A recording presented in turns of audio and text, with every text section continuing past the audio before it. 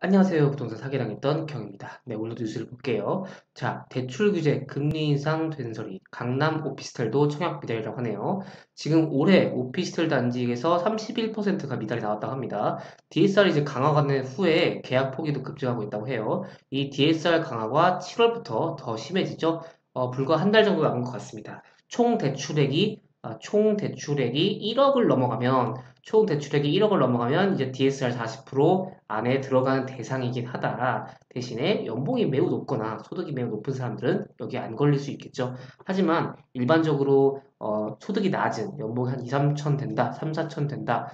이분이 낮다는 게 아니라 이제 그분들에 비해서 연봉이 막 1억 이런 분들은 좀 걱정 안 하실 수는 있겠죠. 그래서 밑에 한번 내용 볼게요. 자, 지난해 청약과열의 100% 계약으로 완판 행렬이 이어졌던 오피스텔 시장이 지금 청약 미달과 미계약 급증한 것으로 나타났다. 대출 규제가 강화되고 금리 인상이 지속된 영향으로 풀이된다고 합니다.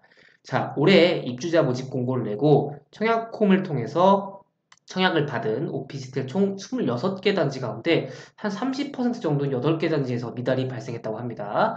자, 청약을 받은 경기 파주시, 파주 쪽이네요. 운정 푸르지오 파크라인은 578실이 분양된 1단지의 경우 청약 건수가 206건에 그쳤다고 합니다. 2단지는 86실인데 100실 미만으로 공급돼 계약 즉시 전매가 가능했음에도 202건 청약으로 평균 경쟁률이 한 2.3대 1 정도에 머물렀다고 하네요. 자, 인천 중구에서 분양된 이편한 세상 시티 항동 마리나 오피스텔도 4개 타입 가운데 3개 타입이 미달했다고 합니다. 그래서 인천 신흥동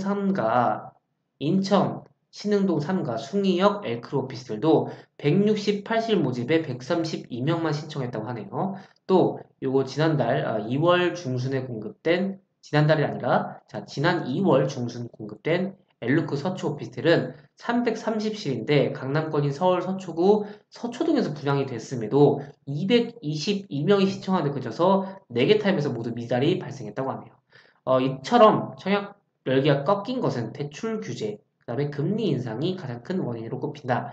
그래서 오피스텔은 시행사 자체 보증으로 중도금 대출을 해주는 경우가 많고 지난해까지만 해도 입주 후 잔금 대출 전환에 무리가 없는 분위기였습니다. 자, 올해부터 분양 중도금과 잔금 대출에도 DSR이 적용되면서 개인소득이나 대출 유무에 따라 잔금 대출 전환이 불가능한 경우도 발생하고 있다고 합니다.